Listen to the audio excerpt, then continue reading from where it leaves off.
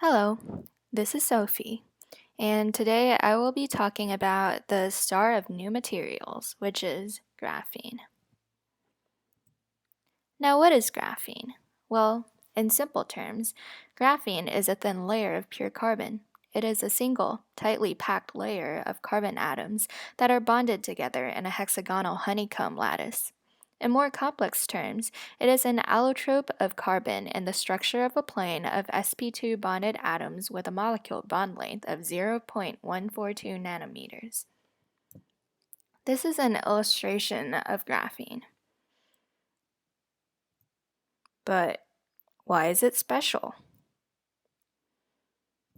Well, graphene is the thinnest compound known to man at 1 atom thick, the lightest material known, the strongest compound discovered, the best conductor of heat at room temperature, and also the best conductor of electricity known.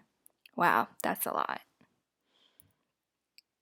It is also ecologically friendly because graphene is made of carbon atoms and only carbon atoms, while carbon is the chemical basis of all life on Earth.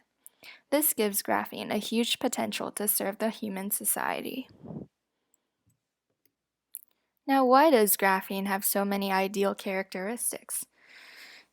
Well, it is obvious that it is the thinnest and lightest material because it is only 1 atom thick.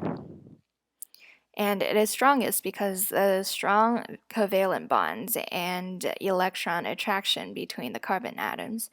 It is also because of the 2D shape that achieved the theoretical strongest structure. Why is it a superconductor? Carbon atoms have a total of 6 electrons, 2 in the inner shell and 4 valence electrons. Each of the valence electrons are capable for chemical bonding, and in graphene, each carbon atom is bonded with 3 other carbon atoms, leaving 1 electron in the third dimension. Those are pi orbitals located above and under the graphene monolayer, where the bonds and antibonds create great conductivity of electricity.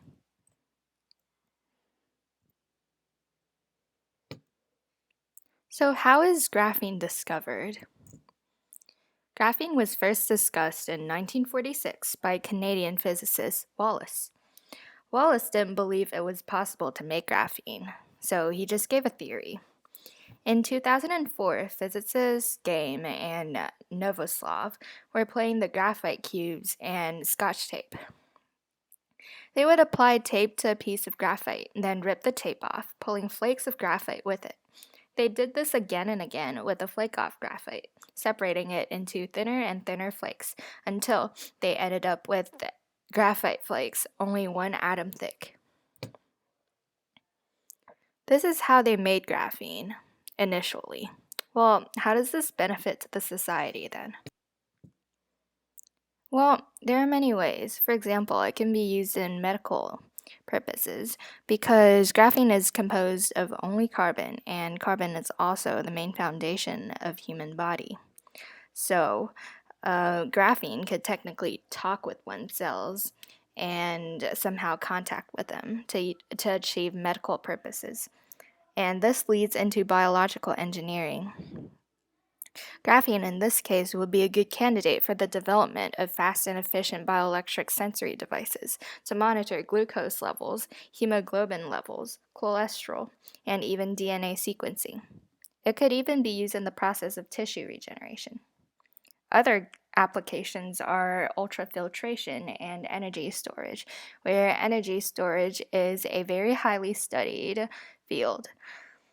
Although a battery can hold a lot of energy, but it also takes a long time to charge it.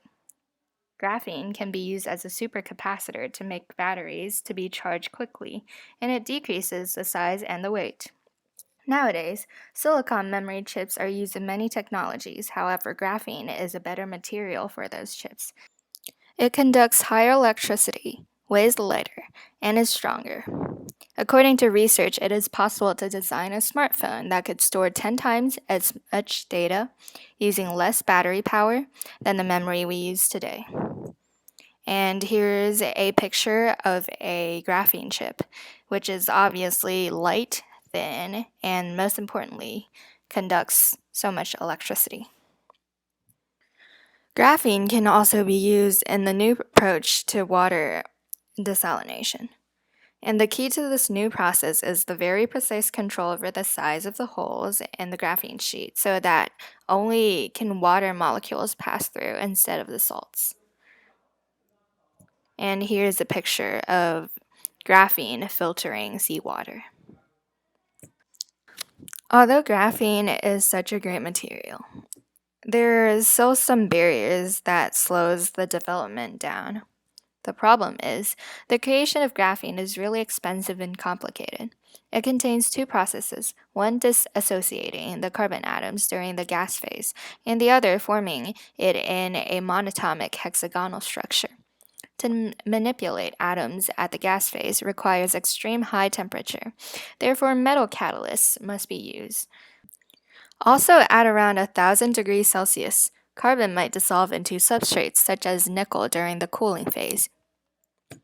Now let's talk something about the CVD process. CVD stands for chemical vapor disposition. The way CVD works is by combining gas molecules in a reaction chamber, which is typically set at extremely high temperature. When the combined gases come into contact with the substrate within the reaction chamber, the reaction occurs that create a material film on the substrate surface. The waste gases are then pumped from the reaction chamber. The temperature of the substrate is a primary condition that defines the type of reaction that will occur, so it is vital that the temperature is correct. Here's a picture of the CVD process. And although the CVD creation of graphene works, there are still many problems. First, the substrates formed are unsuccessfully made into graphene. Often scientists choose to use harmful acids to dissolve the substrate, but that affects the quality of the graphene form, and also the materials will be wasted. Two solutions to this came up. One is using a copper substrate so that later on, graphene could be removed from the waste easily. The other is using PMMA as a support polymer to facilitate the transfer of graphene onto an alternate substrate. It is proved that PMMA is the most efficient way so far.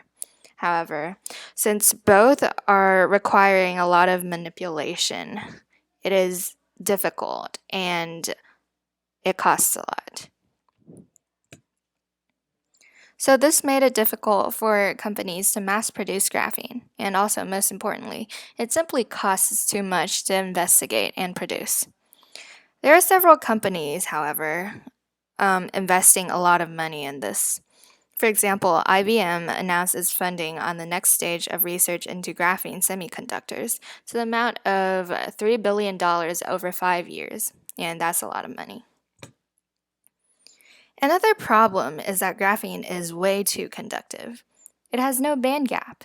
The 4 valence electrons are always in a free state, even if there is no energy applied. That means there is no switch that can render graphene non-conductive, which is absolutely necessary for transistors. There is no solution for this problem yet if we want to keep the graphene pure. However, it is believed that this problem will soon be solved in around 2 to 3 years. And my opinion to graphene is that I think this is a great subject. Graphene is a super material that has all the desired traits: light, efficient, and flexible. It doesn't pollute the environment either because it is made of only carbon. Moreover, because we are made of carbon too, it can apparently contact with our cells, and that may solve many deadly medical problems such as cancer easily. The only problem here is the cost, but right now so many companies are spending money to research on this topic, and they are making some progress. I believe that they will soon find a way to replace the expensive processes and reduce the costs. Since graphene is such a useful material that can totally change our lives, it is worth it. And here's my works cited. Ready for a Kahoot?